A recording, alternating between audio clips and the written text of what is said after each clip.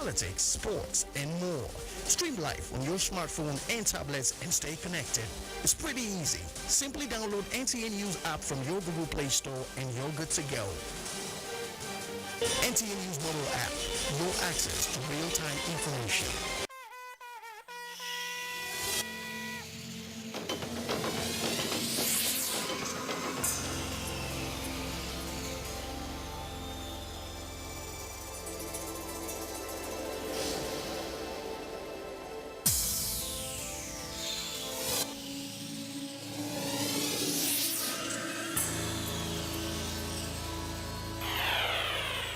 NTA, you can't beat the rich. The history of art is as old as the history of man. Man by nature is artistic when it comes to how he relates to his environment. Life is said to be an expression of beauty and art, where different materials or things are used to beautify the environment and even the human body.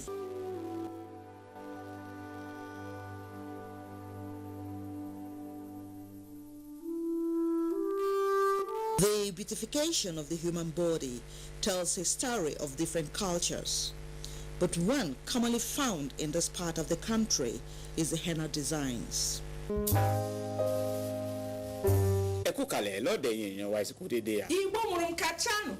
Broadcasted in the language you understand better. Our programs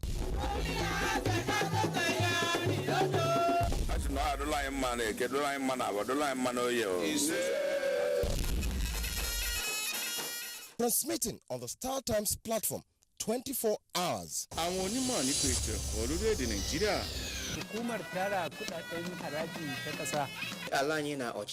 United Arab Emirates UAE. The only channel that speaks your language.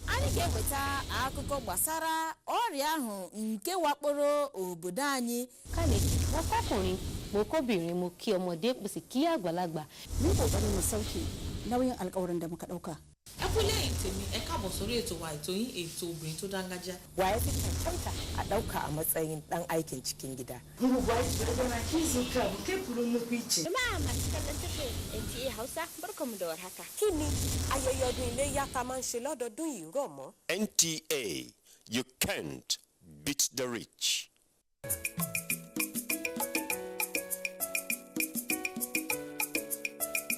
Our programs are getting better and fresher. And it's because we are thinking about you.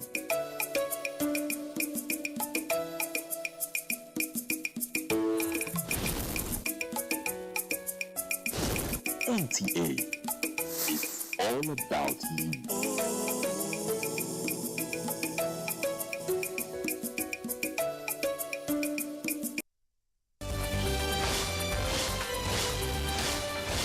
Taxation, that depressing but constant reality on the minds of everyone. A particular spot might turn out to be a breeding ground for mosquitoes. Mie Ogi for Deadline 360. It is obvious that's a negative relationship between taxes and business. The government in bringing development to the grassroots. For Deadline 360, I'm Emmanuel Lene. To generate electricity through nuclear energy, precautionary measures has to be taken. I am Muhammad Nasser reporting for Deadline 360. Laws and regulations guiding revenue generation in Nigeria. If the rent gets down to the landlords and business operators, it will eventually make them increase their service charges. It's good to have you join us this week. I'm Hawa Sali.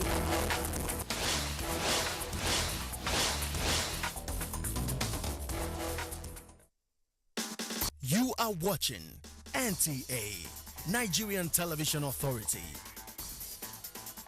For more information and news updates, visit our website at www.nta.ng, or you can follow us on Twitter at NTA News Now, or you can like us on Facebook at NTA Network News. Stay connected on our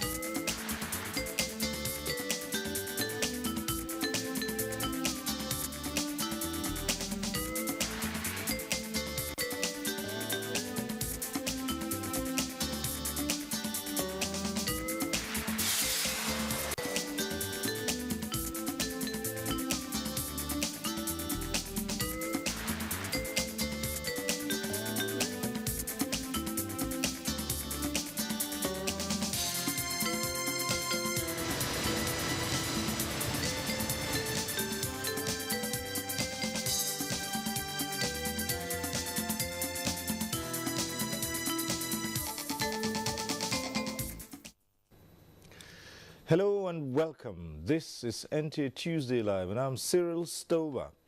Now, African leaders unanimously endorsed President Muhammadu Buhari to champion the continent's fight against corruption at the just concluded 29th Ordinary Session of the Assembly of the African Union in Ethiopia.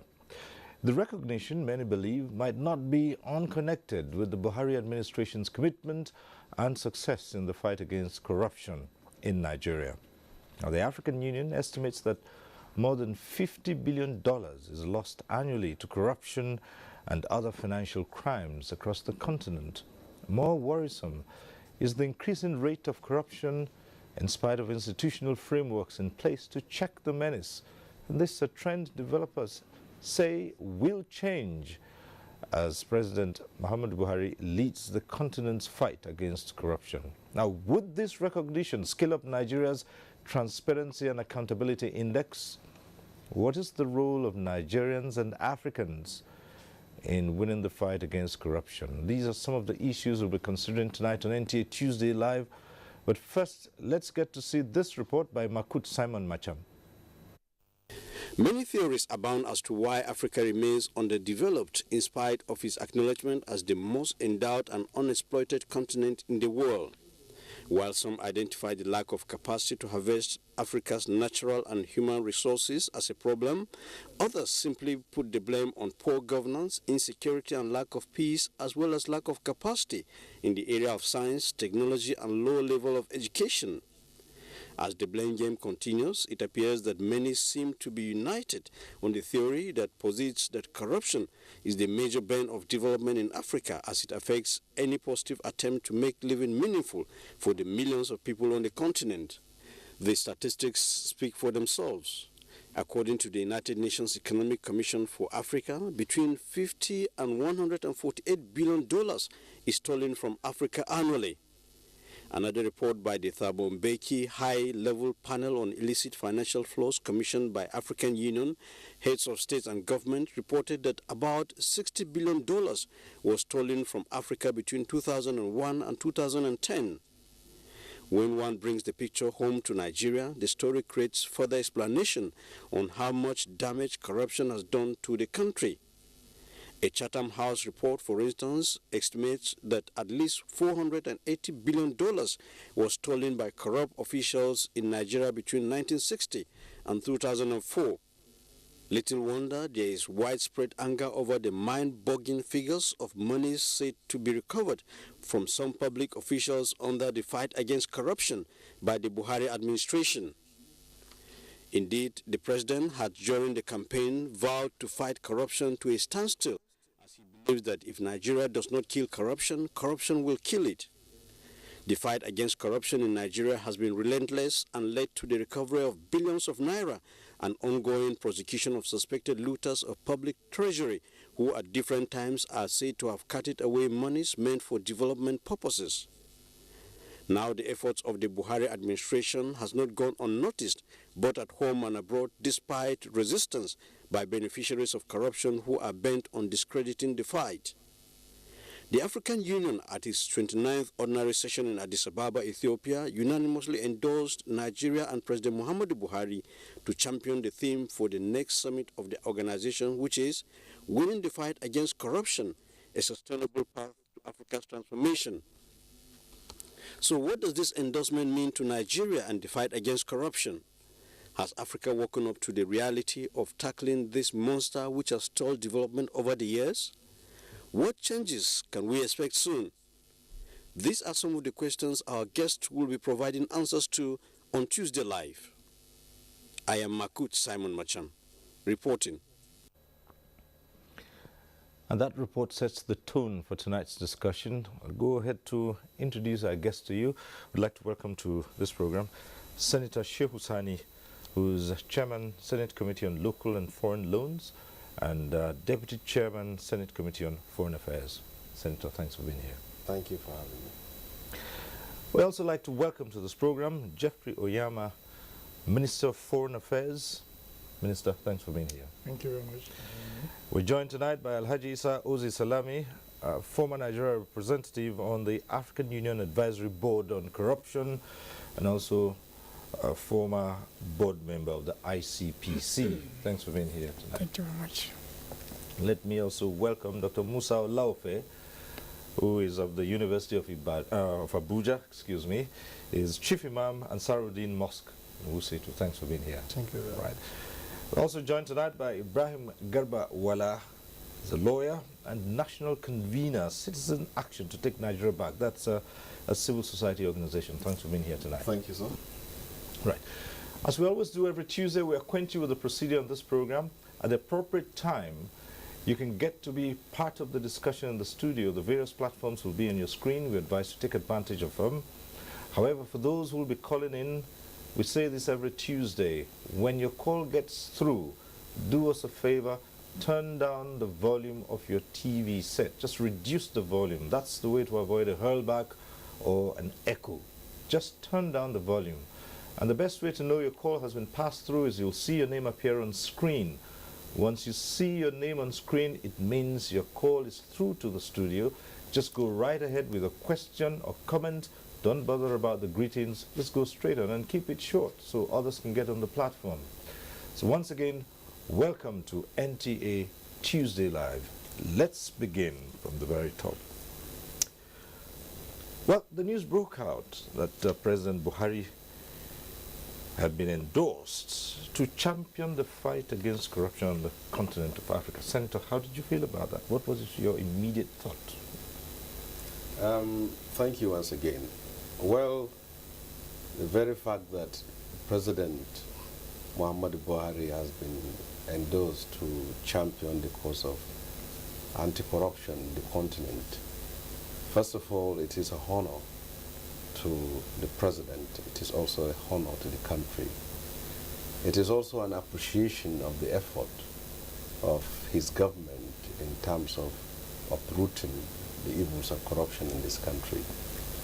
It's also an intervention by the African Union to inspire other African leaders to follow the line of President Muhammadu Buhari, taking cognizance of the destructive pattern of corruption within the continent, how it has been able to undermine the continent's socio-economic and even political stability and order.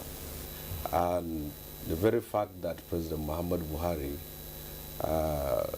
is now seen to be the emblem, the figurehead, and the avant-garde of anti-corruption in the continent, it's something of honor to us, and we should appreciate that.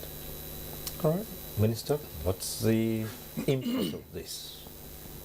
Well, I think it's a message to Africa as a whole, because obviously, you know, as I've always said, President Buhari is probably the strongest brand that Nigeria has, and recognized across the continent.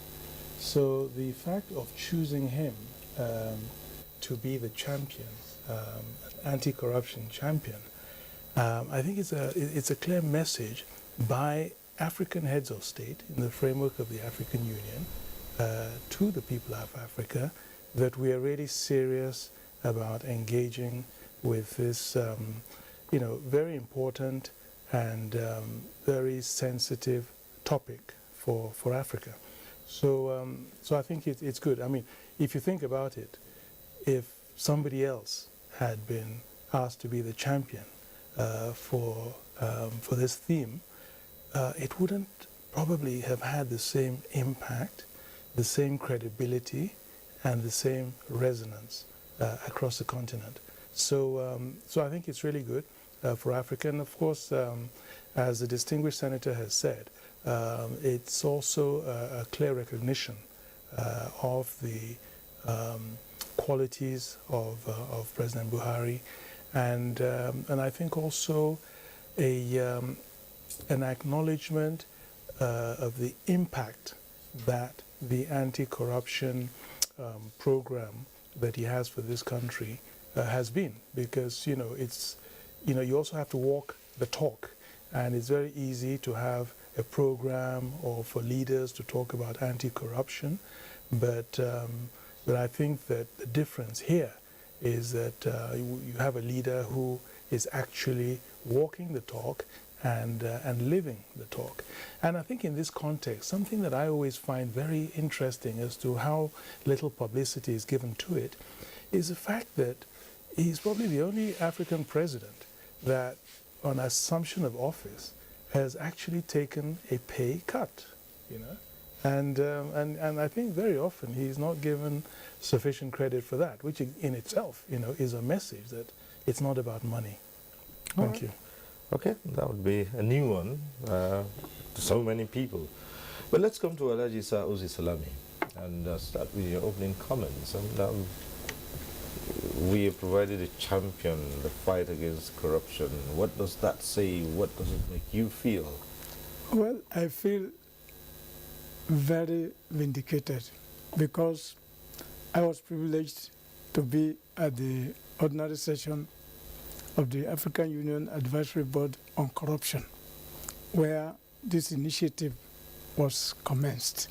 And when I came back, I was elated, and I even announced that there was the move or the resolution of the stakeholders of Africa, including civil liberty organizations like the Pan-African Lawyers Union and so many other civil society organizations across Africa. We met in Arusha, and that is in October 2015.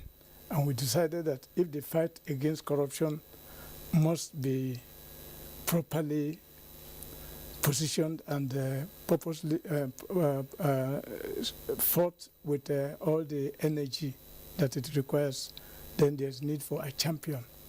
And fortunately, everybody there at that time saw that General Buhari had campaigned using anti-corruption, which is a very unpopular, difficult theme to campaign with, and won an election on that basis.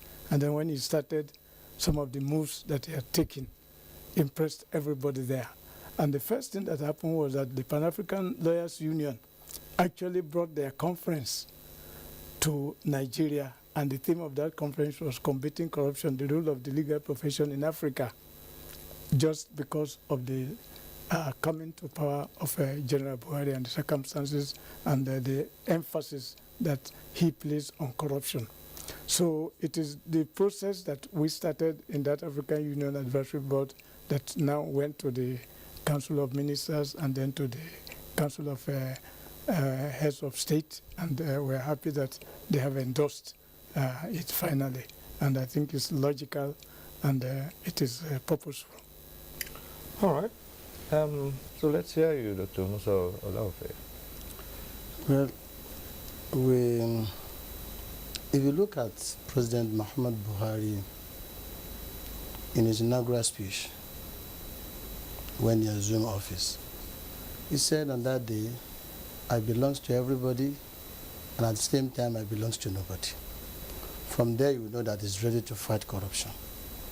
And when he came on board, he knew quite all right, somebody who worked for Nigeria during 2011 when election was about to start, that this country, the way it's going, somebody must come to wake us up from this a very deep sleep.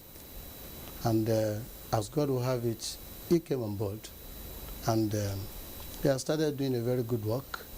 Not because anybody that wants to fight corruption must not be a corrupt person.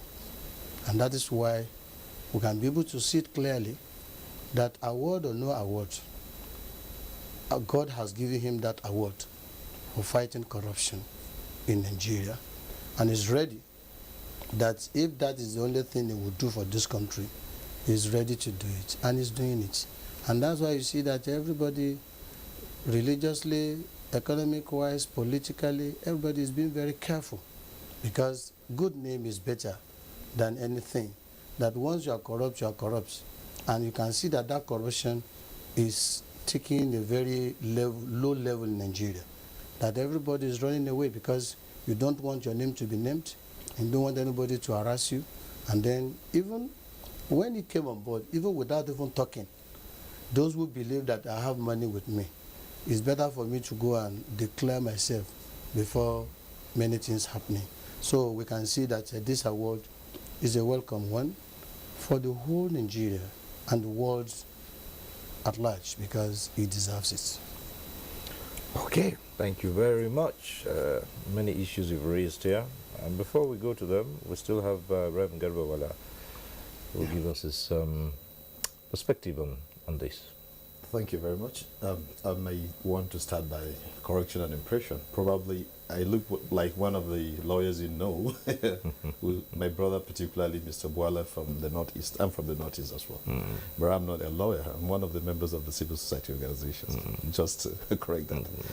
Yes, they've spoken very well. I think if I'm going to add is to the younger minds like we, the president has been our source of inspiration. And I can tell you, most of the civil society organizations, you can hear our voices all over the country, not because of anything, but because the body language of Mr. President has given us that hope and that opportunity to help come out and take this fight. It's yours. That is what he always said. And we believe that is it. And with this development, I can assure you that, yes, it is quite motivating, quite inspiring. We have a lot of energy in us. We want not just Nigeria, the continent. Because even when he started, we were feeling so bad because the other neighboring countries, it's just like in the issue of insecurity. You might protect your own territory, but trust me, we still have to relate to each other in terms of trade, in terms of exchange of our policies and security and all that. So if you don't extend it beyond your territory, trust me, you'll be fighting half a way what you're supposed to be doing. Now with this endorsement, it shows that yes, we are working towards having the united Africa that we have always dreamt of.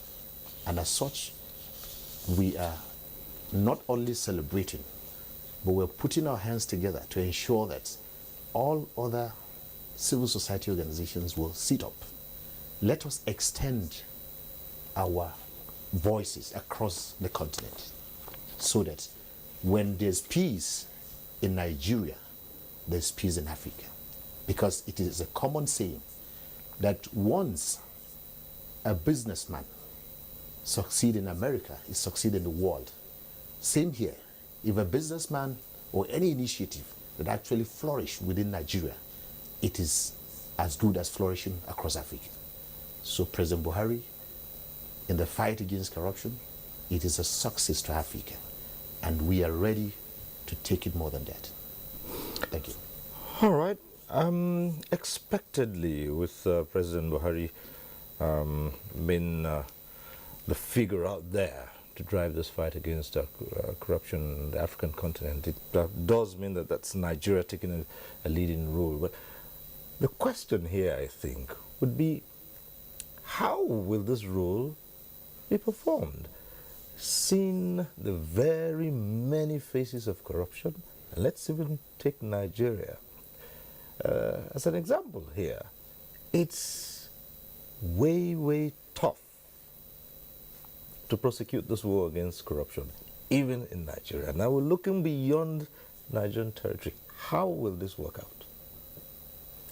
Well, first of all, when a continental body like the African Union decided on itself to appoint an anti-corruption czar for the continent, it is a recognition of the fact that it is a continental problem.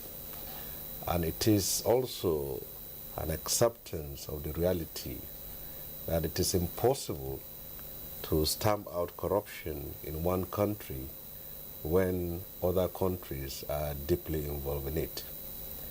By the very fact that we now have President Muhammad Buhari as a continental anti-corruption czar, now the battle will be on a continental level, and each and every government and each and every state within the membership of the African Union will take that as a policy, as a course, as a program, and also a national priority.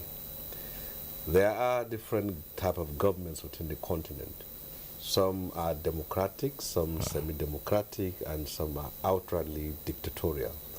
But what is a common feature to the continent is the very fact that corruption undermines the socio-economic and political progress of the continent. With a figurehead or a brand, as been said by the Honorable Minister, in the person of President Muhammadu Buhari, a clear message is sent to all the leaders of the continent that this is a time for cleanup. And also a clear message is sent to the international community that this continent is at this historic epoch moment of human history, determined to wipe out corruption from the continent. If we can go back a bit to see what had happened in the last 50 years, because most of the countries within this continent got their political independence in the 60s, early 60s or late 50s. We have seen the evolution of different kind of governments and the failures and the inability of the continent itself to catch up with the rest of the world.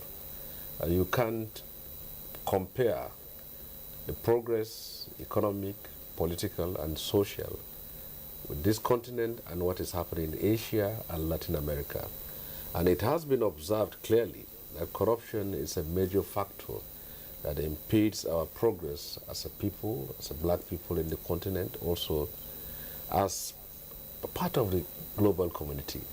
So now having someone to speak for those who are against corruption and to also provide the guiding light for the cause of anti-corruption is a grace to the continent that this is the compass to which will show the direction to which the continent should follow.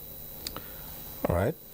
Well, Minister, what instruments do you think can be deployed here? I mean, we're talking about Africa where you still, like the Senator just said, you have some governments that are democratic, some are not nearly as democratic as the others. And you find certain countries in the continent whose leaders are not in any hurry to imbibe democratic ideals or even leave office. So what instruments are you going to deploy in this, being in the forefront, showing the light, what to do? Well, I think, it's a process. It's not something you can, deal with overnight. I think in many African countries, corruption is endemic. So the position in which our president finds himself, what can he do?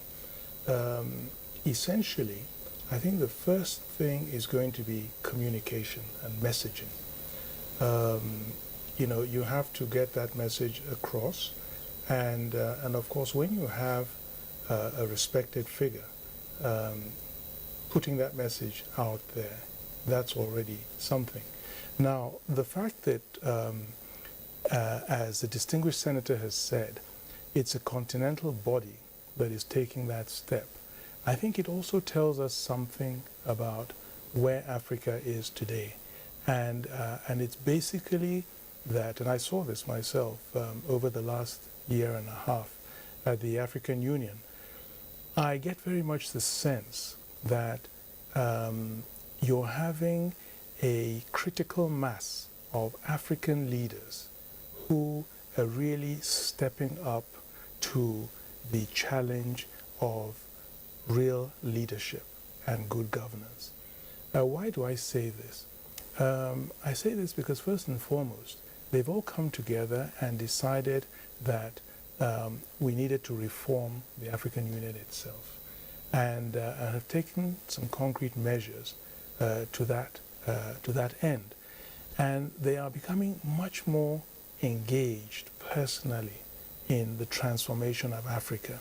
I think a significant number of them really now believe, that as we put it in our slogan, that change begins with each and every single one of them as leaders. And so the fact that they've all come together and selected our president to spearhead this initiative shows that they too are prepared to buy into that message, to support his championship or championing for the period that it will last, and do what they have to do within their countries. So I think the message is very important. In terms of other concrete action, I think clearly we could look perhaps to strengthening certain legislative instruments, within the continent, treaty instruments, and having that domesticated at the national level. But I think that it really has to flow first of all from the message, the buying into the message, and then the what one might call institution building, strengthening the institutions on the continent to to really support that whole process. Well, all right, that might be one of the biggest challenges so far, the institutions, strengthening them. And you do have a situation where you have numerous agencies that have been deployed in the fight against corruption, to check corruption. And it's quite possible that us in Nigeria, these ad hoc agencies are duplicated in other African countries too. So we're looking here at going through a maze of agencies, institutions, and a lot of people might wonder, couldn't this lead to a little bit of dissipating of energy, which otherwise could have been concentrated in the Nigerian situation? What do you think about that? Is it possible? Yes, you have a point. At the end of the day, it's not even so much about the physical, institutions themselves, the structures. It's really, a bit more than that. A lot of it is education. A lot of it is, the economic circumstances, the way the economy is working in a number of countries. So it's important to have those institutions, but I believe that it's more than that. It's more than just the institutions. But I don't think there's anything also inherently wrong in having, different institutions engaged in the whole process. I don't think it's duplication as such. All right, Alaji Salami. You see, the issue of corruption being endemic in Africa cannot be overstressed, and the need to combat it is of utmost importance if Africans and African people must have comfort of life. And it is felt that if you have a champion of anti-corruption, he will spearhead the efforts of the various countries and try to coordinate so that we can really strike success at the end of the day. And as the Honorable Minister said, combating corruption is not an event, it is a process, and it takes a long time, because to change human perception is very, very important. Say in Nigeria here, despite all that, the example that the president himself has shown in the fight against corruption, it is very, very embarrassing that when a convicted person for corruption, we have all been talking that conviction takes a very long time, the judiciary and what have you, but where finally a conviction is secured, when the person comes out, the kind of ovation that welcomes him is very, very difficult to understand. Because in one breath, we all say corruption is bad, we all believe it is bad, and we all know the negative impact it has in our progress as a people. Yet, when we see a corrupt person, we want to embrace him. So this contradiction is not only in Nigeria, perhaps it's in other parts of Africa. And I think there is need for us to address this issue. And I'm happy that the minister spoke about education and enlightenment. Public enlightenment is very, very important. Of course, catching those who are corrupt and imprisoning them, enforcement is also very important.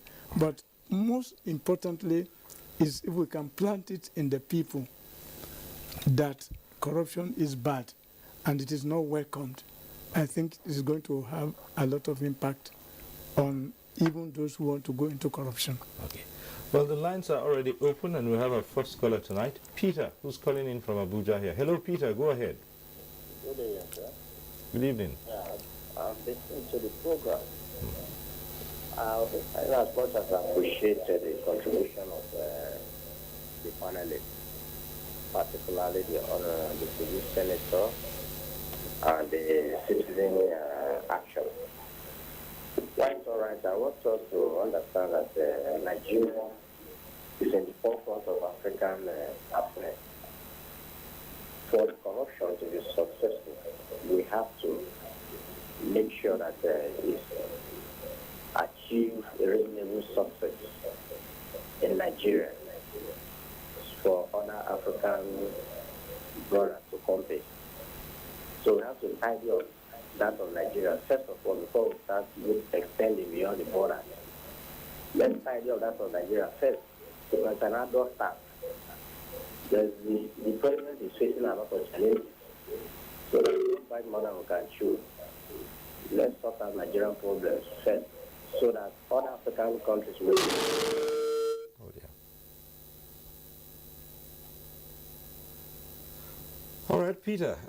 We got that last bit. I think the important thing you were trying to put out is that we should sort out issues first before we begin to think of exporting the ideology to other parts of Africa. But this all has to do, to a large extent, with the change in attitudinal change. And when Nigeria is in the forefront, we could as well use the same slogan, which the minister has just alluded to.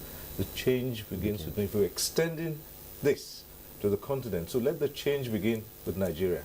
I guess that was what Peter was trying to say. What do you say about that? Well, we can see that he has spoken very well, and we can see that that change begins with me, with us, is already in place. If you look at it very well, and Nigeria as a country, Nigeria is really trying its possible best to make sure that every one of us will shun what we call corruption. And that is what is giving everybody joy, that those who are corrupt, what do? Because they don't have integrity. And they don't think any bad thing can happen to them. And that is why they're always involved in that. But when we see somebody who is in forefront, that is ready, and it doesn't fear anybody, then it will reduce drastically.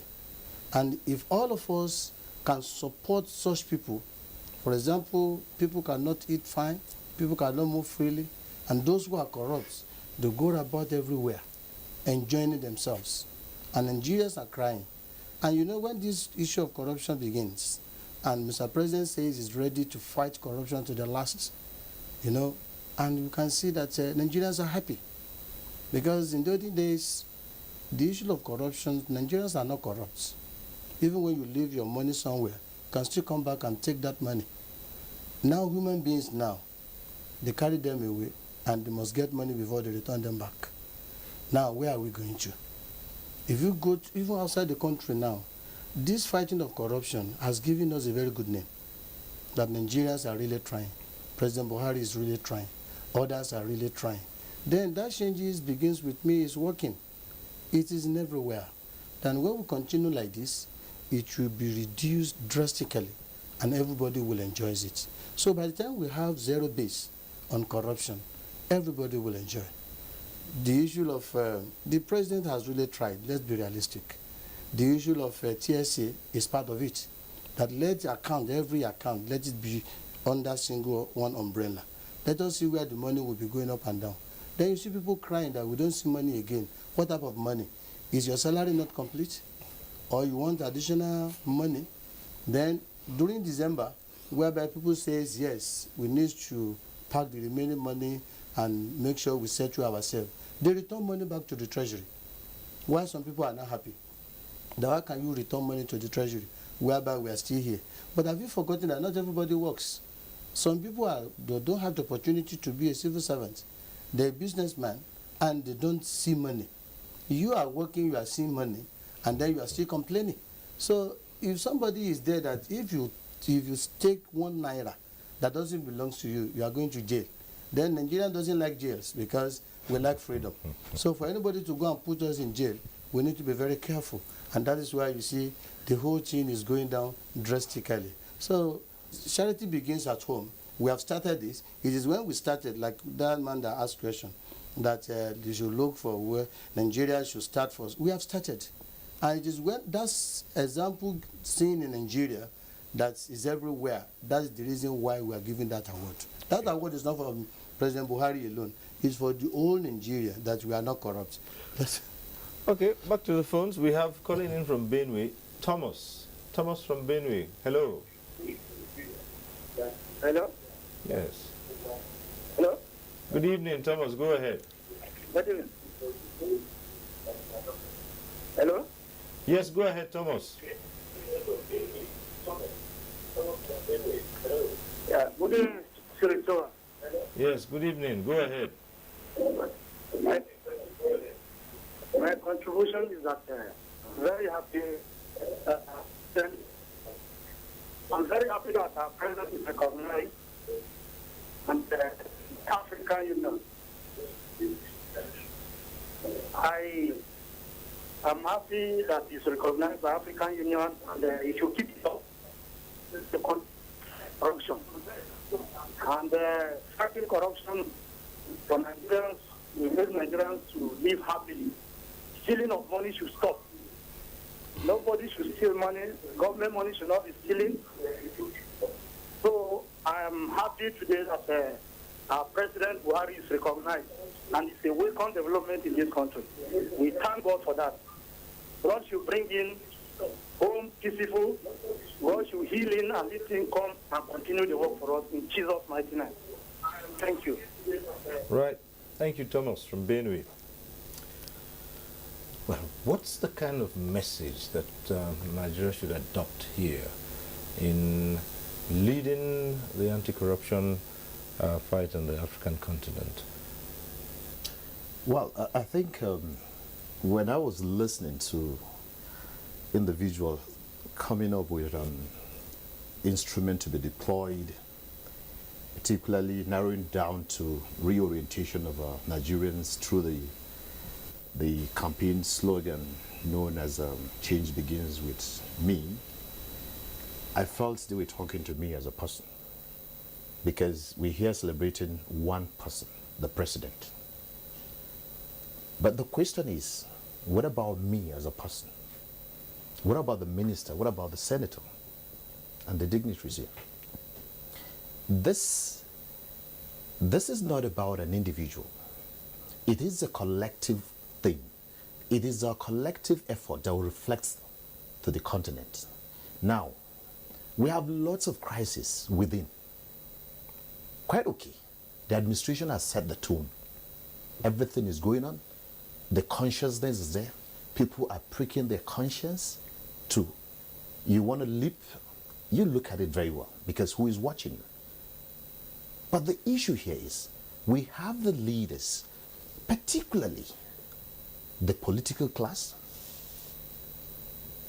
and those, the custodians of the law, the judiciary.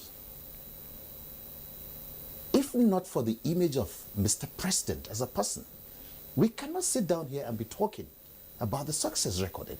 I'm sorry to say, respectfully. Why am I talking like this? As a member of the civil society organizations, we know how many times, how many issues we do bring up, but you find politicians having a way of controlling some of the instruments, because they have the power. because they are disposed, I mean, they have some instrument disposed to them, which they can use. Now, take, for example, we have a lot of crises within the legislature and the judiciary, including the executive. But come, are we going to continue like this as a country? Because one person who is our president has a very good pedigree, has a character strength that is actually motivating another generation, and yet we have this generation that are used to business as usual. What am I talking about? From election process, the lack of democracy within the political parties, these are also corruption. We have individuals that don't respect the laws because they have resources. We have the governors at the states. Can this image collectively portray a good image for Nigeria? No. Right. So we should not just be talking. We should really put this in practice. Whoever that is guilty, that person should be charged. We have top officers leaving the dock and going back to office to sit, and yet have control over the institutions. How? All right, we have another caller from Jos this time. Lawal from Jos. Lawal, go ahead. Good day, everybody. Right. My contribution here is all the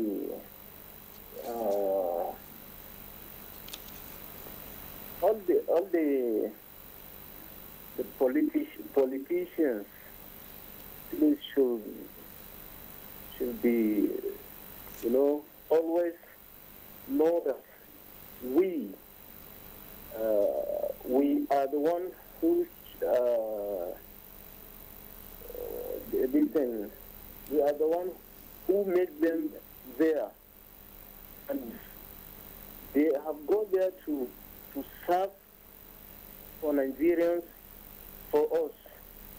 So my contribution is President Muhammad Buhari and the good people know that there are corruption around him and so on and so forth. So if somebody, or if Muhammad Buhari know that you are corrupt, he should do something about you, or he should move or send you far away from him in order to Nigeria make good leadership or leaders. So we need leaders that will listen, and so this is. All right, Lawal, thank you for calling in. And yes, Senator, and those who would say, can this really go beyond symbolism, mere symbolism? Well, first of all, it is important and also imperative that we should recognize our role as a country, the role we can play continentally. I've heard someone who said that we should concentrate on what is happening within our borders. Mm-hmm. But I want him to understand that Nigeria is not Malawi, it's not Burkina Faso. We historically have a role to play in the sub-region and to play in the continent, and we are also a global role player. The appointment of President Muhammadu Buhari will not simply end with an appointment. There must be a process that will justify that appointment, which include setting up template for anti-corruption within the continent, and also bringing out continentally conformist principles to which countries will accent to. And also, it is a clear instrument that somebody is in charge continentally, that this is someone who can be held responsible and has a duty to perform. If you look at, before having someone as anti-corruption CASA, what happens is that you can steal money from Nigeria and buy properties in Ghana, steal money from Nigeria, buy properties in Egypt or in Johannesburg. But now when this is a continental franchise that people should fight corruption, then it means that there is no hidden place. And if you just look at what happened sometimes around 2016, there was an international anti-corruption conference in London. And if you look at the nature of that conference, it is as if the industrialized countries or our former colonial masters, it's as if we were invited for them to come and lecture us on what we should do about our country and how we should fight corruption, because we are patently corrupt. So this is an opportunity for us to tell ourselves the truth and to do an in-house cleaning with someone within our continent that will lead the fight. Now, as been said by Wala, is it enough that we have a president who symbolizes probity, transparency, and accountability? Then what becomes of the people and the image of the nation? So I think it is simply not about change begins with me. We need an ethical revolution, a revolution in which the mindset of a typical Nigerian will be changed away from celebrating corruption and a red carpet reception for people who corruptly enrich themselves. And I think also there should simply supposed not to be a Buhari as a president, but you could see other examples in the executive, in the legislature, the judiciary, and the civil society. People must imbibe in them the culture of anti-corruption. There must be an elegy against people who are corrupt. I think this should be the national spirit. All right. From Maiduguri, we have Ezekiel, who's calling in from Maiduguri. Hello, Ezekiel. Good evening. Good evening. My contribution is I want to say that we should forget about the recognition given to our president by the African Union. We should fight the corruption back home. So we have seen the effort of Mr. President and we really appreciate him for what he's doing. But even in the cabinet, we have seen that apart from the president himself, we do not see anybody standing as in who is ready to fight the fight the president is fighting. So I think before extending it abroad, we should tackle the corruption at home. We shouldn't shield any government official, no matter how high he might be. We should fight. We should try to eradicate corruption, because corruption has eaten us too deep that nothing will do in our country that without passing through, without the changing handshake. So we should try. We should try and also back what the president is doing. Not really. We shouldn't be singing. We shouldn't be only celebrating him. We should celebrate Nigeria as a whole. But what we demand to see is only the president apart from the president. We see nobody again. So what are we concerned, if we are only celebrating him, what about us? We shouldn't celebrate him alone. He is reorganized, but are we reorganized? Are we fighting? Are we corrupt free as a nation or as citizens?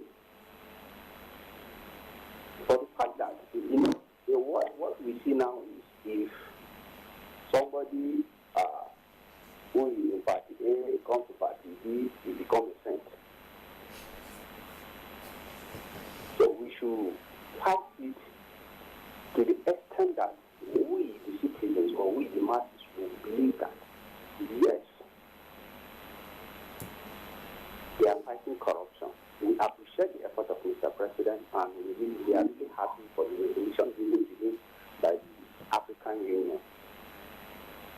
But what are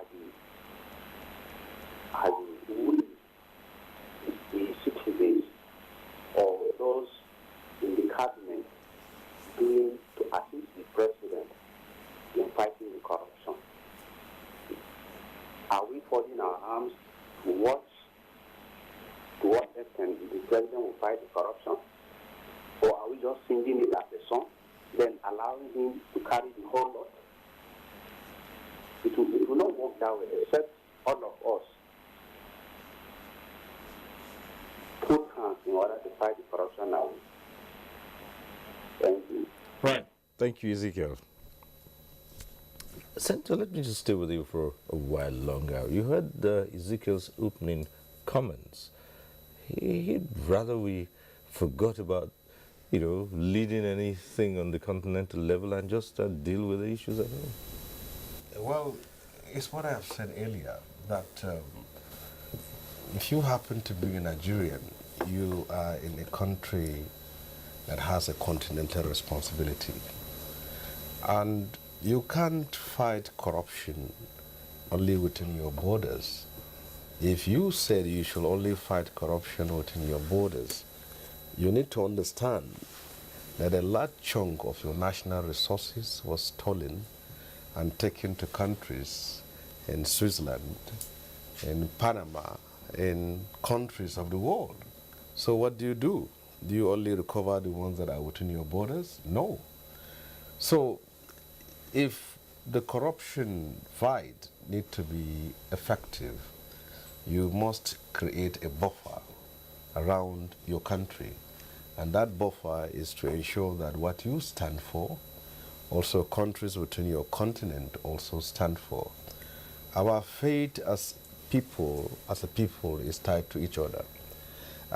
If a Nigerian is corrupt, it rubs down to the whole of Africa.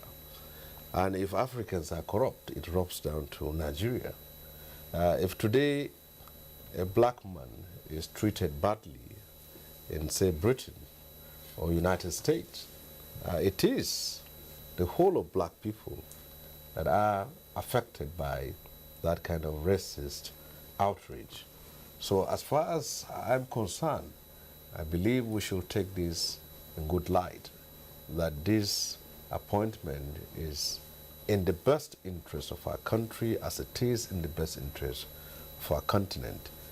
What we should understand is that once you have a continental template and somebody fully in charge in the person of President Muhammadu Buhari, then the whole world will know clearly that any attempt by, say, any company or any bank outside of this continent that attempts to defraud Nigeria or engage in act of corruption, then there will be no safe haven in Ghana, in Guinea-Bissau, or in Senegal. So it is for us to understand that it is in the interest of our own anti-corruption fight that what we stood for now and what President Muhammadu Buhari symbolizes, it's also resonated in other parts of this continent. Yes. Well, Minister, how far has Nigeria gone in projecting itself you know, on the international level, as a country that has achieved a lot in the anti-corruption fight. I'm bringing this up because it's quite easy for other countries who might be beneficiaries from corrupt practices from Nigeria to want to stop this process. Yes.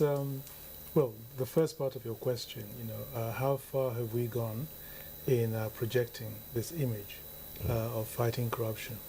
The response to that basically is that we've gone very far. I mean, corruption is also about good governance. It's also about good governance and and democratic ideals and inclusiveness. And I think the fact that President Buhari was able to win elections from the opposition, his party winning, got people excited, outside our shores about our capacity to do things right and to conduct fair elections. And the fact is that Nigeria is ranked very, very low in the transparency index, corruption index, and and we've seen, and foreign countries have seen the strides that are being made, by this government to promote good governance in different areas, and I would say that the impact that has had beyond our shores is, when you see foreign countries a lot more willing to come to engage with us and in different areas. I'll give you an example of this. 3 years ago, in the fight against Boko Haram, a lot of countries did not want to engage with Nigeria in that fight, did not provide weaponry to Nigeria, and kept away. Why? Because they believed that the support they provided, the material resources they provided, were being misused. And and then you've seen that 3 years down the line, those same countries are much more willing to engage with Nigeria, to provide funding, to provide weapons. And why is that? It's because they have seen that this government is much more believable. They've seen that the efforts of the government in terms of corruption and good governance are things that have inspired confidence in those countries.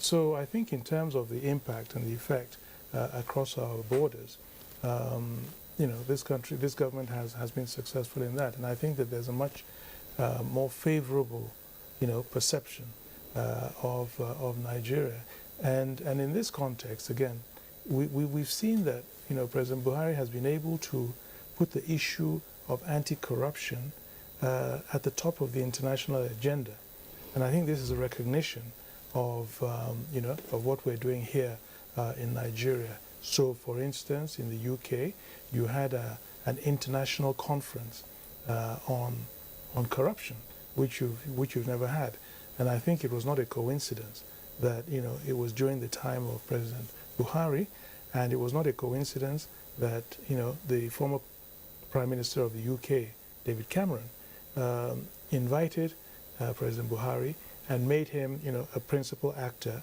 in the organization of that conference.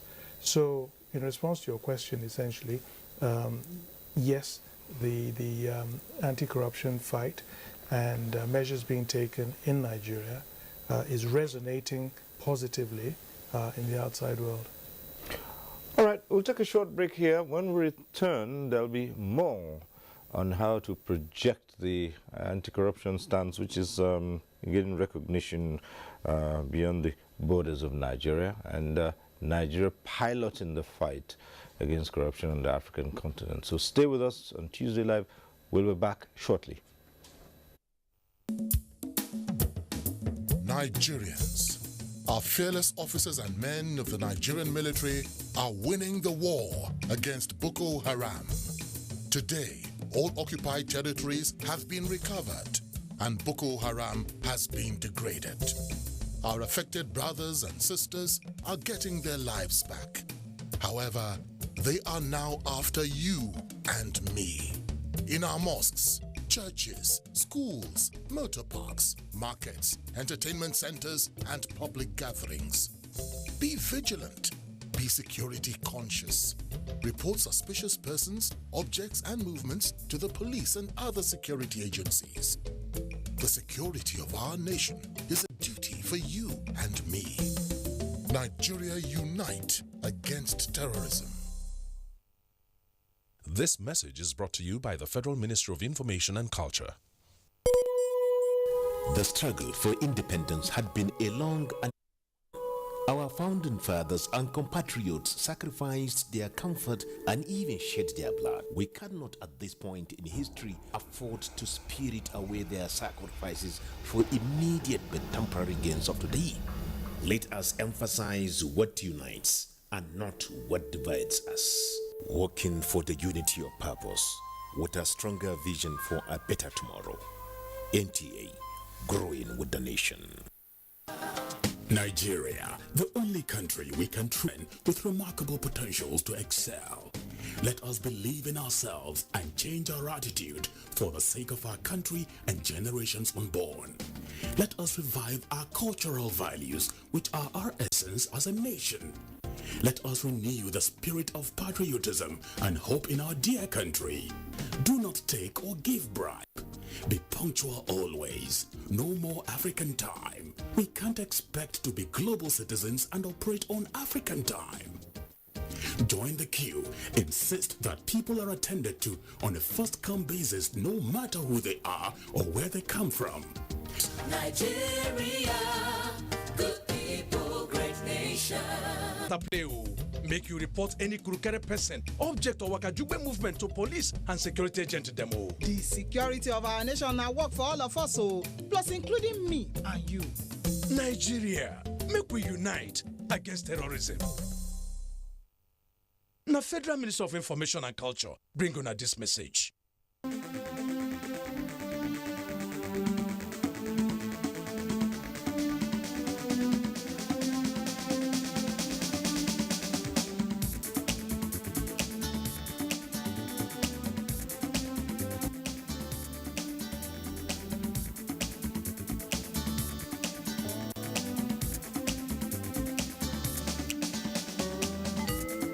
NTA Tuesday Live, a network issue-oriented innovation talk show. Thanks for staying with us. Nigeria hopefully would be leading this fight against corruption on the continental level, but we took our cameras out and as usual we spoke to Nigerians. Let's get to see and listen to the views of the citizens on how they think we're rated.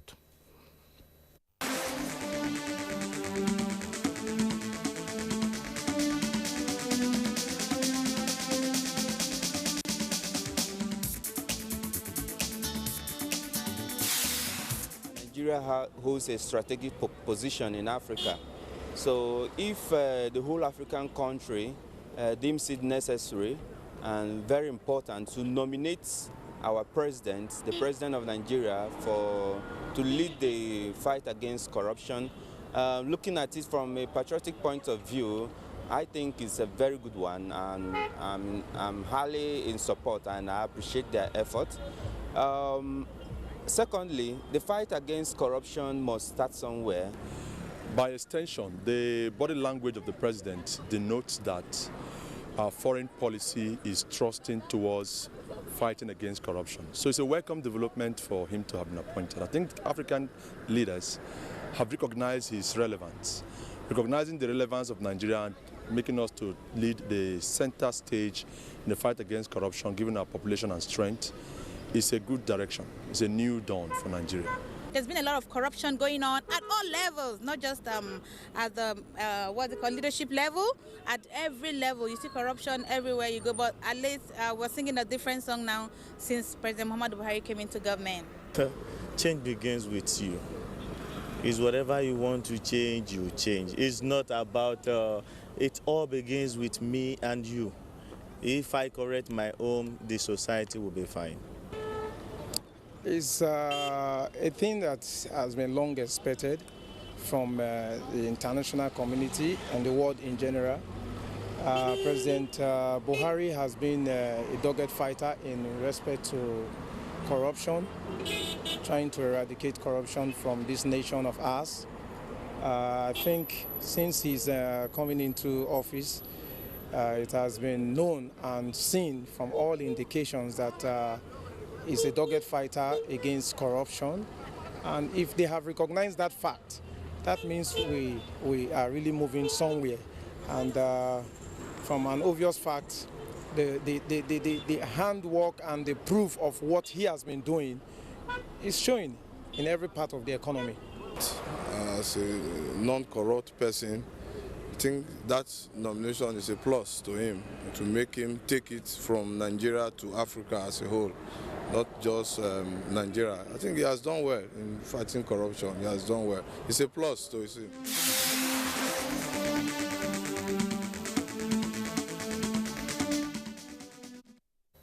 All right, the views of Nigerians there. But again, what would be the key areas that we'd be looking at here in showing the way to stem corruption on the African continent? Because beyond what's been termed as financial corruption, you've got so many areas, like I did say earlier on, the many faces of corruption. Take, for instance, the electoral process, and it's known that many African countries have, challenges with the electoral process, and that includes Nigeria. Yes, Alaji sir. Okay, I think corruption, as I indicated much earlier, is multifaceted, and political corruption, in fact, is the worst form of corruption. Because when you steal people's mandate and you dispense resources the way you want to, when the people have not actually voted for you. And all this starts with the political parties that don't allow free selection at their primaries. Many political parties don't like primaries. They do what they call family matters and family understanding, and people are just imposed. And if this is not curtailed, then we cannot be on top of corruption. And recently, I was privileged to be in the panel that reviewed Kenya under the African Peer Review Mechanism. And the reason why I was specifically invited was because of the corruption elements. In the past, the review of countries were done without any particular attention to corruption as a topic. Now they have decided that corruption should become a topic, and this is going to make it easier and more important for people to realize that we can't talk of good governance without addressing the issue of corruption. And then the essence of the African Peer Review Mechanism is to be able to compare notes. All the African heads of state will sit down and see what a particular country is doing very well that they want to recommend to other countries, and what they are doing very badly that they want to learn from those other countries that are doing better than them. For instance, in Kenya, they believe that they have a lot of corruption. The government report that we reviewed, they admitted that they have a lot of corruption.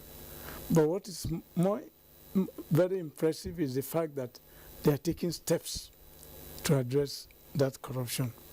And so I think what we should do in this country is to strengthen the anti-corruption institutions.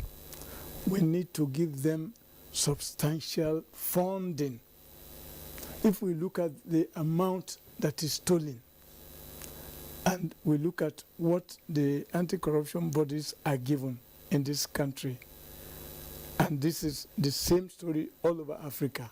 In fact, at the seminar where we decided that President Buhari should be approached to champion the anti-corruption in Africa, the circumstances that because we looked at all the countries and we realized that everybody speaks a lot about corruption, but very little in terms of resources deployment to fight corruption is done. So we thought that a strong man like that would be able to influence other countries to strengthen and give independence to the anti-corruption bodies. Because as somebody has said here, no one person can fight corruption. Okay. It has to be something that is socially accepted and socially promoted and socially encouraged. So I think this is one of the things that he can do in the African continent to make sure that we give sufficient support to the anti-corruption institutions, because corruption is systemic and you cannot use fighting brigade to curb it. Well, on that note, I'll take it back to Senator here. Well, Alhaji has just described the president as a strong man, but again he acknowledges the fact that no one single individual can drive this process. So what we're looking here is the institutions, the political class, the political elite, including what has come out in the electoral process. Can the Nigerian political elite today say they're in a position to provide that needed support? Because if the Nigerian president is going to lead, then it presupposes that almost 100% of the support will be garnered from within his country, the political elite, the political class. Can we say we have a political class today that is on that same page? Well, thank you very much for this question. Well, first of all, you see, it is a myth for a nation to think because you have one Superman that is honest, that is clean, that is a saint, that is an angel, and as such he can take the nation to the promised land. What we need to understand is that nations throughout the world don't simply rely on one person. It must be the spirit of the nation that this is what we need to do and this is where we need to go. Because if you say you have one person that has everything, what if that person is not there again? What becomes of what he stands for? So I think what you should look at is that the Nigerian political elite are coming out of an era that has been characterized by that corruption, massive looting, and systemic plunder of the resources of the country. And with a very exception of some governments after our independence, you have seen how government after government, there are claims of fighting corruption, but at the end of the day, what becomes of it? It has reached a certain level now for which people cannot know how clean or how dirty their government is until it is out of office.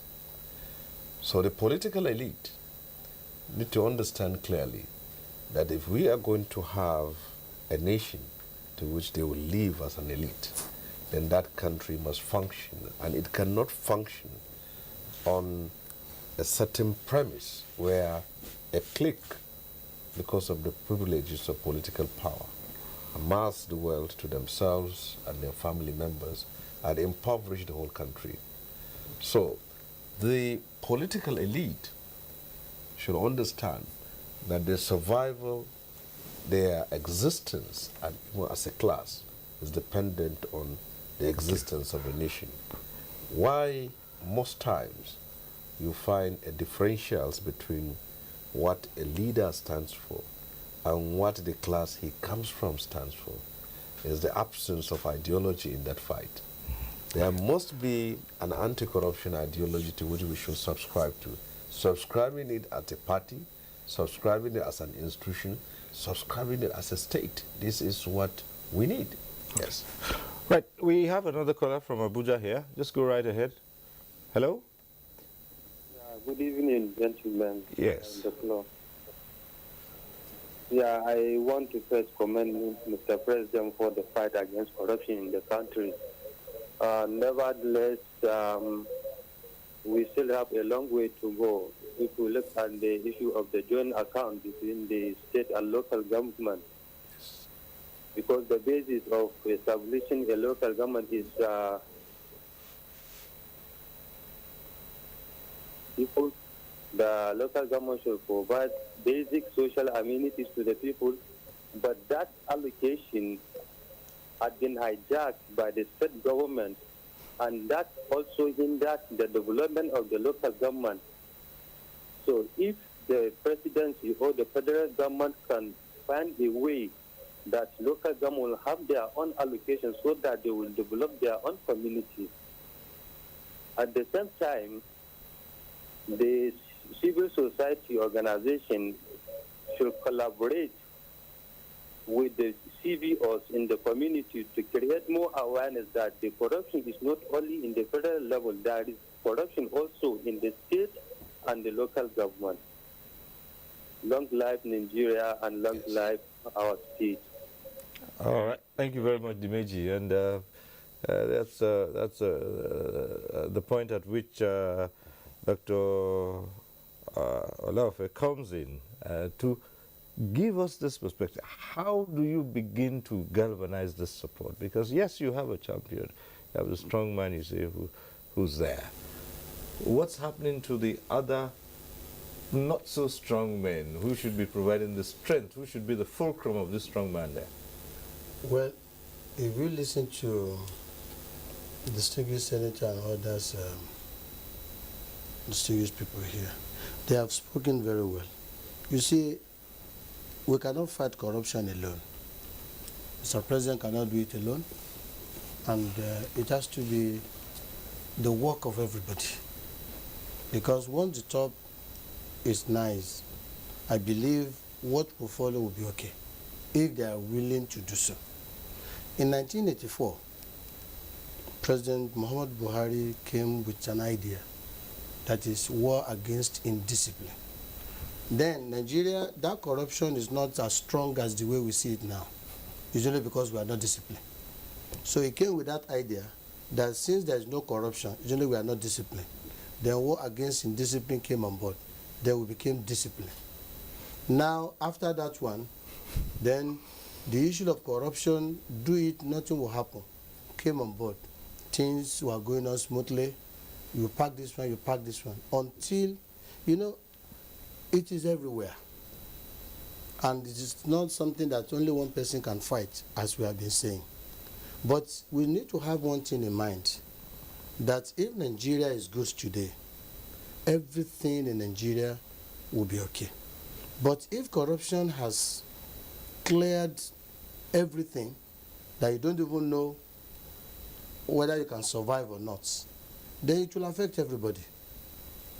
The nation is not moving until when we know that there are some people who have money that even when they die, 100 years, that money will not finish. The children, great-grandchildren, they'll still burn, and that money belongs to everybody. And if people are, somebody must be there who will come and champion this thing for us to know that it is true that we are really fighting for this corruption. Then you look at institutions everywhere. But somebody has to come. And once we see President Muhammad Buhari doing that now, let others come out and let us say the same thing. Because you cannot fight it alone. Nigeria is too big. And in terms of understanding, in terms of even when you are ready to do, some people will tell you, forget, let's do it. Some people did it, nothing happens to them. But Nigeria has changed. So it has to be everywhere. Corruption in your home, corruption in the office, corruption even in the car, corruption even on the road, corruptions everywhere. So all these things is giving us name that we don't bear before. But with this introduction of let's fight corruption, now we can see that life is changing in Nigeria. Everybody begins to know that until when we join hands together to fight it. And you can even see the example of the National Assembly institutions. Everybody is being very careful. Even when you are talking, when it's come to the issue of corruption, it's either you leave it aside or you say it next time. Even in the mosque, even in the churches, even everywhere, you can see that, as I learned, some pastor says, if you see anybody who is corrupt in your church, blow the whistle. Even in the mosques, blow the whistle, so that all of us will fight corruption together. David is on the line from Delta. Hello, David. Yes, hello. Yes, hello. Yeah, I'm on. I'm still on. Hello? Go right ahead, David. Hello, I can hear you. Yes, good evening, all. My name is David. I'm calling from Delta State. Okay. Yes, on the issue of corruption first, I think I must congratulate Buhari on his new appointment and his role in fighting corruption in Africa. And you see, the corruption issue is not a one-man fight. It's all of us.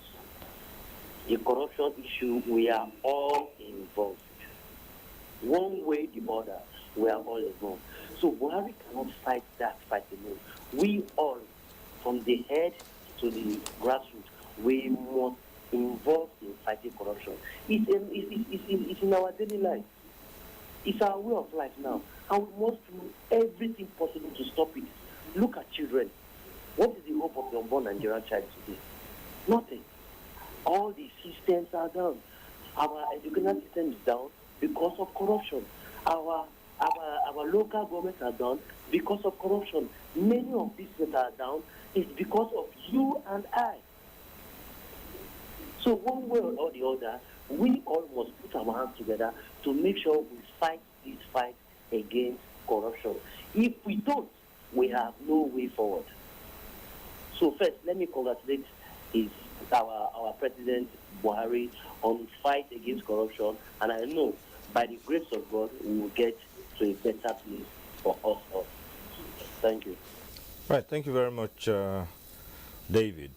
And yes, we come to you. What role, what should be the place of civil society organizations, the individual citizens on their own?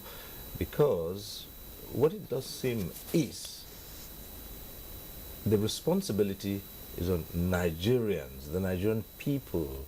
There's no use in selecting your leader to drive a process when you still have 3/4 of the citizens not behind the president. Exactly. What's the role of organizations? Okay. I think we're talking here. I feel so sad that somebody is sleeping in his house and yet he's going to wake up in the morning. He doesn't know where to go, what to do. Why? Because one person had the opportunity to pull out whatever belongs to him, and the law would not make any impact.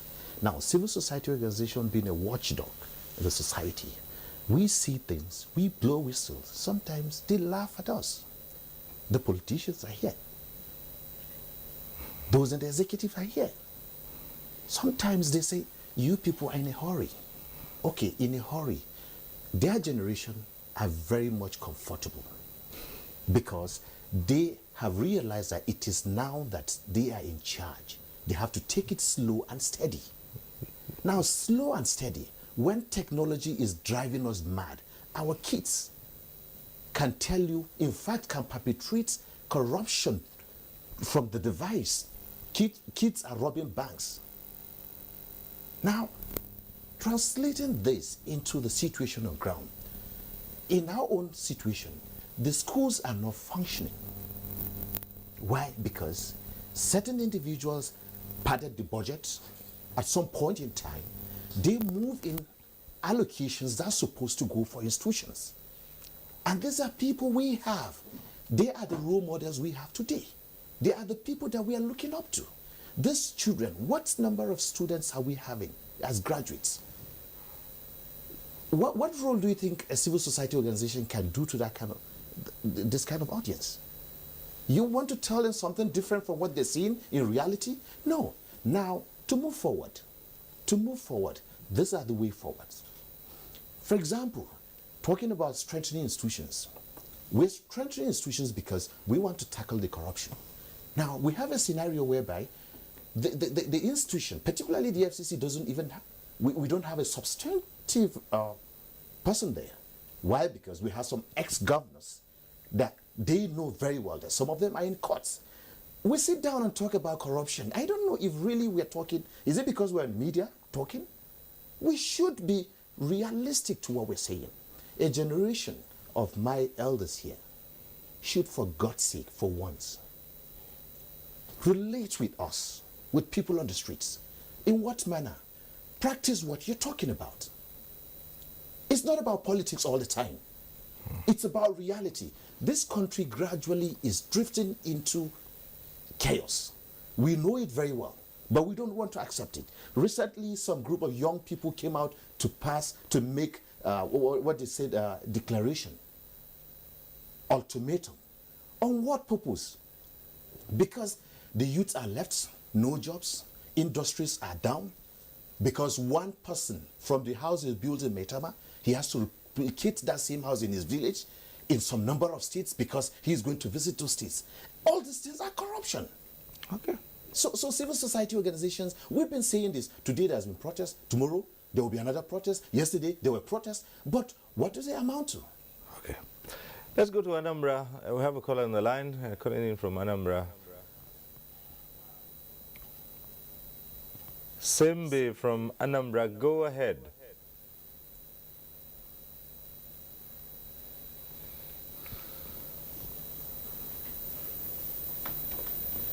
Hello? We are saying today in the market, corruption is everywhere. And you know, Nigeria is too big for one person to fight corruption. The government of corruption will still fight corruption.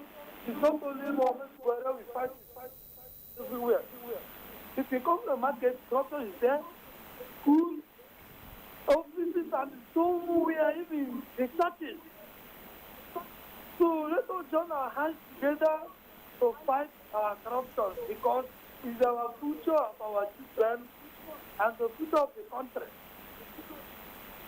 So that is all I have to say. Okay. Thank you very much. Well, Senator, well, this responsibility is not just going to come that way. There will be implications. And again, we're looking at it.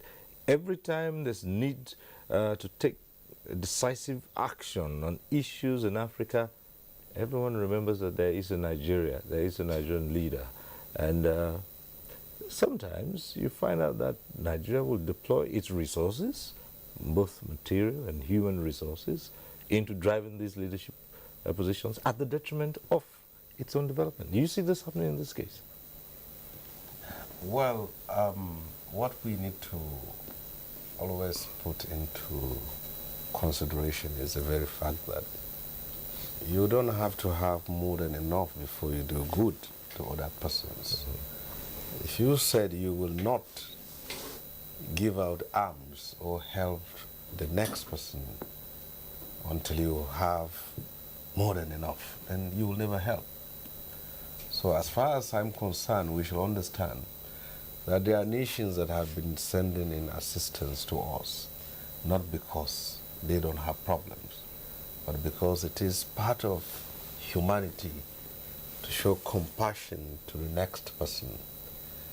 And when you are a regional role player, you have a duty to act beyond your own territory to bring in order, whether it is anti-corruption or anything wise. Take, for example, we have a Boko Haram insurgency in the northeast, and it gradually spread to Chad, Niger, Cameroon. You can see the interconnectivity with things like this. So when you have a war in Togo, in Benin Republic, there is the possibility of either having some armed government moving in here, or we have to contend with refugees and IDPs in our own part of the country. This is the way the global labyrinth is. So we should look at what is happening globally, and that is nations are, in most cases, before the coming of Trump, dissolving borders, and we're having common markets. So for us as a country that is located here in the West African sub-region, we have a duty and a responsibility to ourselves. Now, coming back to Mr. President, like I've said earlier, the political elite have to take it that it is in the best interest of their own survival that this country comes clean. And why I can say that the image of the president is good for the country and is also an inspiration. But the problem I have with it is that our political elite most often are not interested in that very fight. Take, for example, one major factor. The Honorable Minister here said the president took a pay cut, which is very good. That's supposed to be emulated by each and every person, but that is a difficult thing for other persons to take. But one thing again, which is even more than the pay cut, the president publicly declared his asset. And how many people who believe in change, and including the people who openly portray themselves as advocates of what he believes in and his followers, how many of them were able to toe that line? There was none apart from the vice president. So as far as I'm concerned, until it becomes a national spirit where we take it as our own fight, as a basis and the conditions for our own survival, that is simply going to be something someone is doing and we're all cheering him for doing that. And that will not in any way impact after that person is out of office. Now, wouldn't this scenario make the president's assignment that little bit tougher for him too, if he's not getting the kind of support within his own territory? You see, many things are a bit skewed with this country, sometimes different from other countries. You see, when people are oppressed, when people are marginalized and ostracized out of the system, in some other countries, they call for a revolution. But in Nigeria, you see a word that you don't find in any other, they said it's restructuring. And when you ask 10 people what is restructuring, you have 10 answers of what restructuring is. Now, coming back to what we said, to be able to stamp out corruption, every institution have a role to play. At the National Assembly, Parliament globally are unpopular, including the ones we are having here. So we stand on the dock now as one institution of government that is patently identified as corrupt. Now, from our own end, we also say, if we are one arm, there are also other arms. But our own is most likely to be seen, in the very sense that if you share a cast to the legislatures, it is easier for Wala to see than when my brother here has it, or when a judge has it, because it is easier for him to come here. It's because you got my mandate. Yes, that's why my eyes are on you. Yes, I'm hold on, I know. Every institutions have a responsibility to fight this corruption. If I may help him in terms of what the civil society can do, because that is where I come from. The civil society have a role to play in advocacy. The civil society have a role to play in questioning power. The civil society have a role to play in performing oversight function on all the institutions of governance. As for us in the parliament, We have a role to play, a key and central role to play. And if that role is not played in the parliament, it is very difficult for any other aspect of governance for it to succeed. And for it to succeed in the parliament, there must be the majority within that parliament that are committed to that very cause. If you have very few that are committed to that cause, and that's why a problem. But now, how do people go into parliament? That is another issue. People come into parliament, majority, for which it has to do with the loyalty to the person who helped them win primary elections. And secondly, they go into primary not because they are there to represent the interests of the people, but the interests of somebody behind who sponsored them. And if you go against that principle, now you start getting into battles with certain persons, either your party or your sponsors or people who believe that they are behind you. I come from the civil society. I've been all my life a civil rights activist, and I speak out my mind. So this country, a role need to be played. There is corruption in all facets. In civil society where I come from, there is corruption. Right. We have, during our own time, where people write up projects and send it up for funding, and there is nobody to perform oversight function on that. There's not even funding. In reality, there's not even funding about civil society organizations. I think we all know that. Well, is the president's task tougher with a scenario like that? Coming from where the political class is and, of course, the civil society organizations. Is it tougher? Can we stick our necks out and say we have, for instance, which was a question I put to the senator earlier on, do we have a legislature or a political class that can say, yes, we're keen into this as to provide the support? And of course the political class as well. Do we? As of now, I would say probably not. I mean, I would say definitely not. Thank you. You know, clearly, we still have a very long way to imbibe the culture of transparency and moral probity. And I think the distinguished senator said something that is very important. It's an ethical revolution that we need.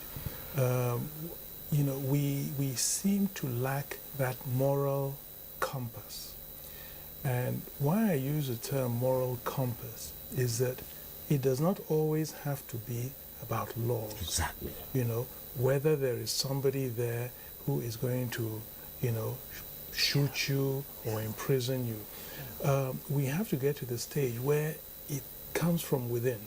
And part of that is, in my opinion, inclusiveness in a society where you feel that you have a stake in that society and that your behavior is for the global good. Yeah. Now, I'll give you an example of what I mean. You know, if you go to some countries, in Europe and others, 3 o'clock in the morning, you're driving your car, you come to a set of traffic lights, and there's nobody around. And you'll see people that will just still stop at the traffic lights. There's no question of sanctions if they don't or whatever, you know. So that their compass, their inner moral compass is, you know, dictating that. So, and I think that this keys into the point that has been made. It's not one person that's going to change it. It's not going to change overnight, but it's a process. But where Mr. President, I mean, because you were asking whether his task is easier or less easy, is that what we also need, we need role models. You know, we need, you know, we have a youth bulge in this country. So the large percentage of our population is young. And we need them to be looking up to somebody that represents something so that they can aspire to be like that person. So I think, you know, and we use the word symbol, you know, that it's a symbolic thing. A question was asked about Mr. President being this champion.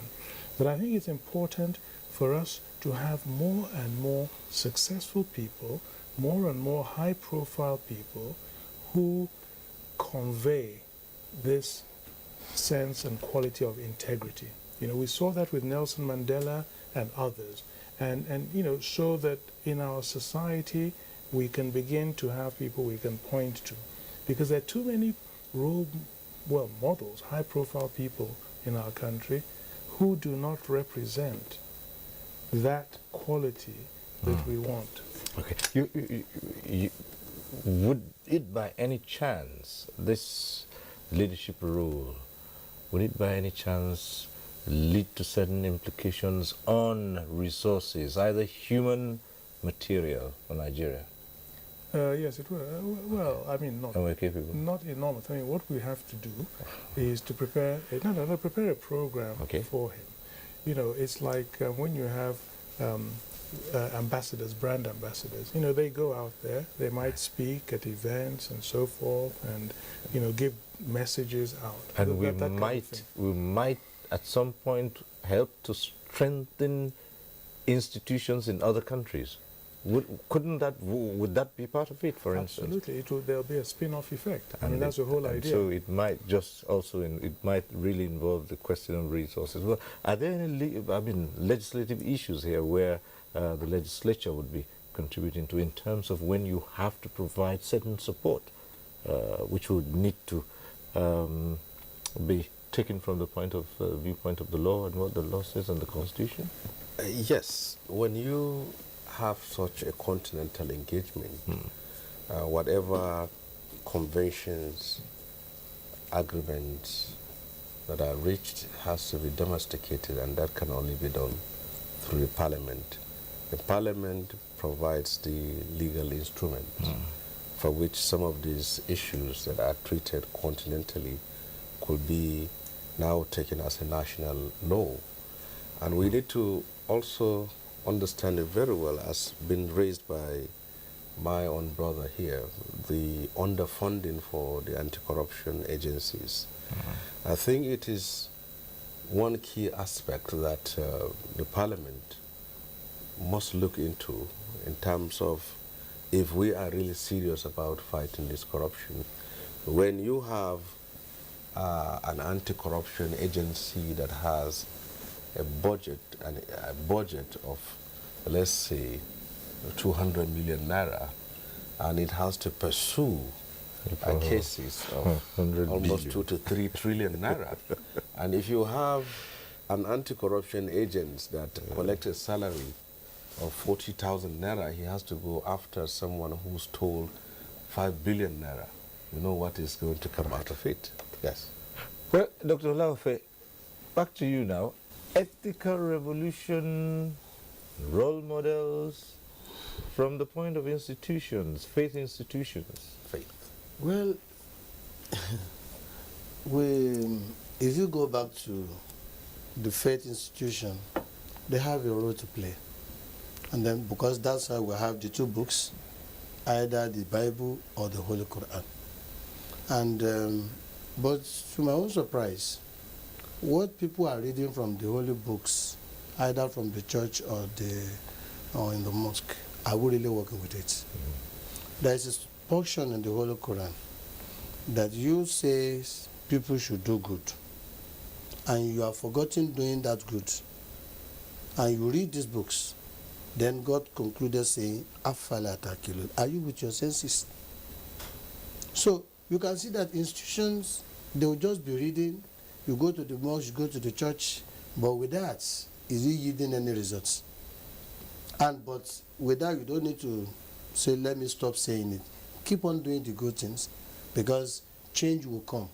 And when it comes, then it can bring another good things to the country, so that what we have been discussing about will not be a thing of past, whereby people will now be having, fearing God. Somebody will declare his assets, that this is what I have.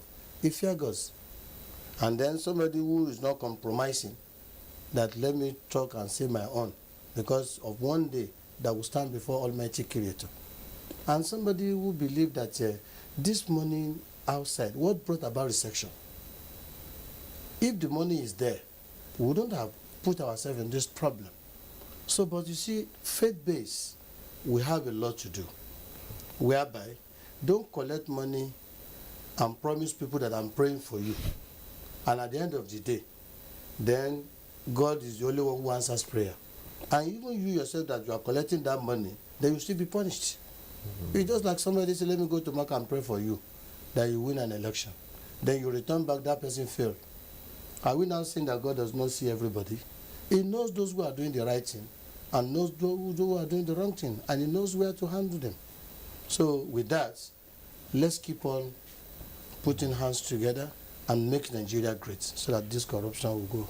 Well, with a few minutes to go on this program, Alhaji Isa Ozi Salami, your closing comments I here. just want to emphasize the essence of searching our conscience. In the civilized societies outside Africa, there are certain conducts that are not in the law books. If, for instance, Cyril, I accuse you, and that accusation is serious enough, the next thing you do is to resign first and defend your name. Why is that absent in Africa? I think this is the kernel of our problems. The mere fact that people want to sit tight, exploit all the legal loopholes in order to do the wrong thing. And they get strengthened about it, and the ordinary people in the street get confused. So I think we're talking of moral rectitude. We elites, and when I say elites, I'm not using age dichotomy. I don't agree with our civil rights, something that youths are particularly good or the elders are good and so on. Across the board, we have the wrong people. And then these wrong people, I think, need to check themselves. There are a lot of youths who have been in position and they have misused that position with alacrity. And there are a lot of elders who have been in position, like the late Mete Masule, who everybody thinks have done their level best. So I don't think we must dichotomize by saying the elders, the people in a particular generation, they have spoiled things, and the people in the younger generation are the ones who are good, and so I think this is going to be wrong. So I want to implore all Nigerians that what we admire in other places, we should try to attempt them here. For instance, when late Yaradua was president, he declared his assets publicly and put it in the newspapers for everybody to see. These kind of good practices we thought should continue, but it stopped with him. So this is why if we want to believe that corruption is not good, then we must all take certain steps to abhor corruption and to condemn corruption and to distance ourselves from corrupt practices. This is my parting words. A nation in need of more heroes. I think certainly we need, already we have the heroes, but they are not sung. Like the taxi driver who saw dollars and he had no house and so on and so forth. And yet he still brought the dollars back to the owner in the hotel. I mean, like the cleaner in Lagos Airport Hotel who found some money and returned it. I think we must pay tribute to a lot of honesty. I believe that even most Nigerians are honest. The people that are corrupt are just very few. All right, and it is on that note we'll have to leave this discussion, and thank all our guests for coming in here. I'd like to say thank you to Senator Sheikh Husani, Chairman Senate Committee on Local and Foreign Loans, and Deputy Chair of the Senate Committee on Foreign Affairs. Senator, thanks for being here. And then Minister of Foreign Affairs, Jeffrey Onyama, we'd like to thank you once more for being here. And Alhaji Isa Ozi Salami, a former representative, Nigeria's representative on the African Union Advisory Board on Corruption, also former board member of the ICPC. Thank you for coming. Dr. Musa Olaofe of the University of Abuja is also his chief imam of the Ansaruddin Mosque in Wuse too. Thank you for being here. And Ibrahim Garbawala, National Convener, Citizen Action, to take Nigeria back of the civil society organization. But thank you. Well, okay. That's another name for him. Right, okay. He's one of the stakeholders of Canada. Oh, okay, he's one of the stakeholders. That's good. Well, I would like to thank you for being here. Thank you very much. And also thank you to you too for being part of this program. Next week we'll reach you again on NTA Tuesday Live. I'm Cyril Stover. Bye for now.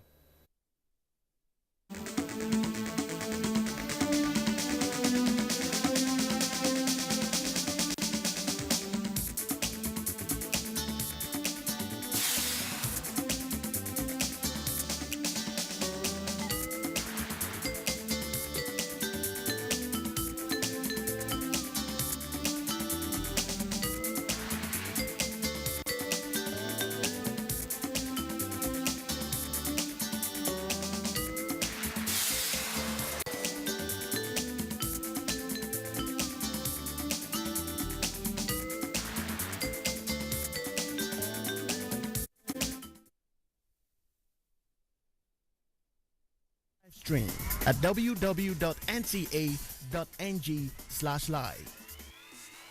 NTA, you can't beat the rich.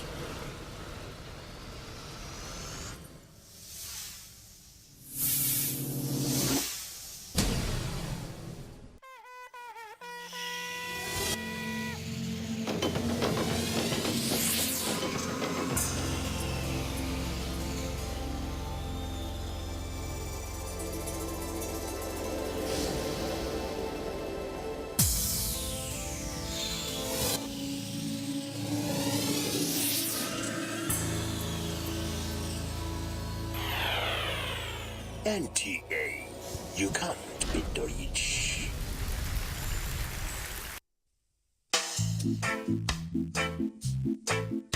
Music of my childhood was completely British and American. So my signature tune is pretty much Robbers, they rob, they no see you, brother. And like you said, I'm robbers, rob, they no see you. They don't see me, my brother. It happened to me. Many, many months and many years and come and go. So Baba God, we say thank you. the music is the way that the whole world can connect. Sometimes music goes with comedy. I love music.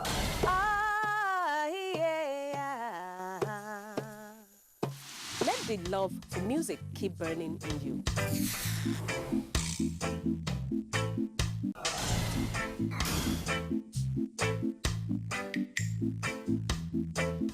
Music and art, a must watch.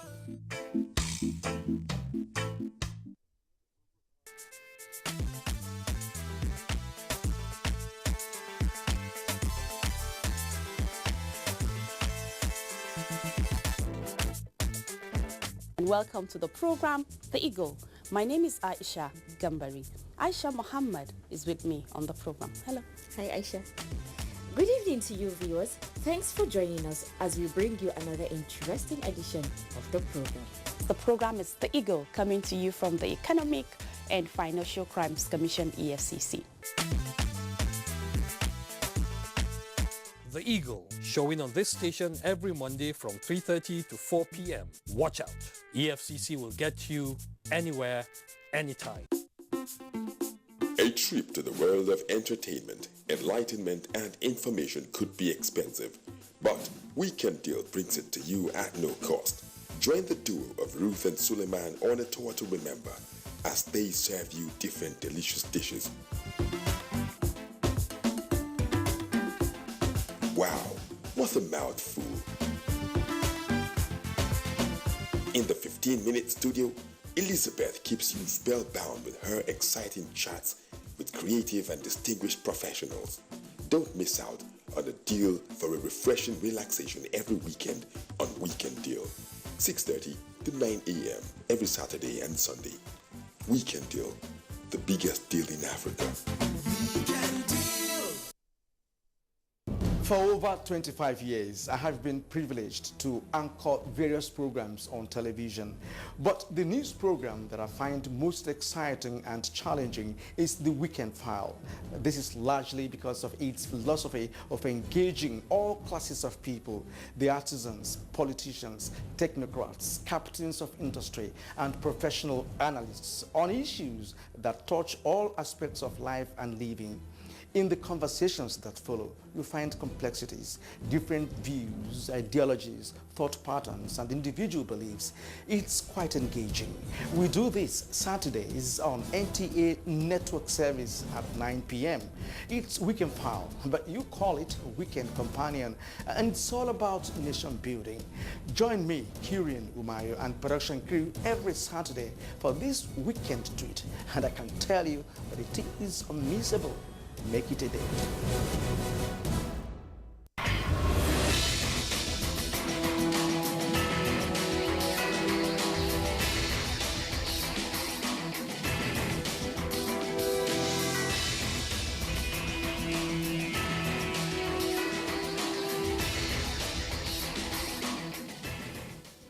Imagine a station where you access information. Think of a station that creates awareness for national development. Imagine a station that prepares you for a bright and greater future. A station for all ages. Documentaries, classroom and television, events coverage, children's programs and variety shows.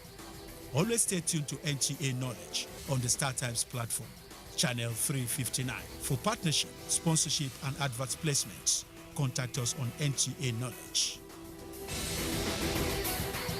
NTA Knowledge, learning to broaden horizon.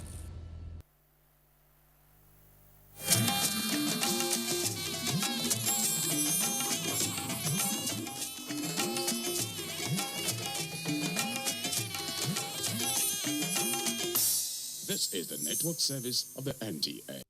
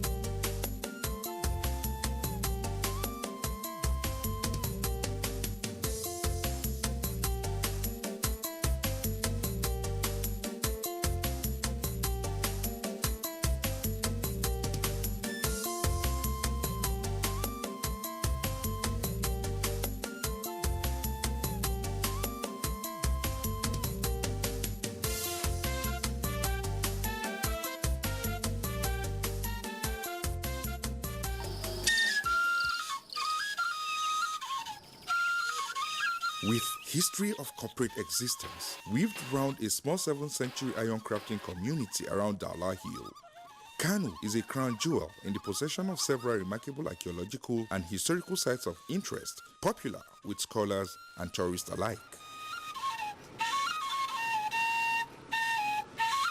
One of such historic signatures that dotted the landscape of the entity today called Kano is the Kofar Mata traditional dye pits.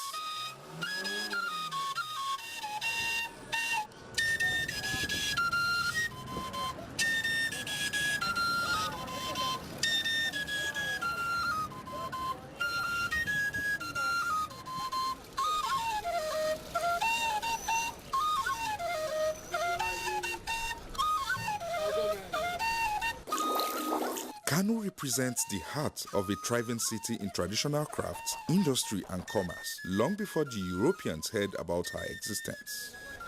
Cloth dyed with indigo has been one of the prominent export materials out of Kano during the trans-Saharan and transcontinental trading era.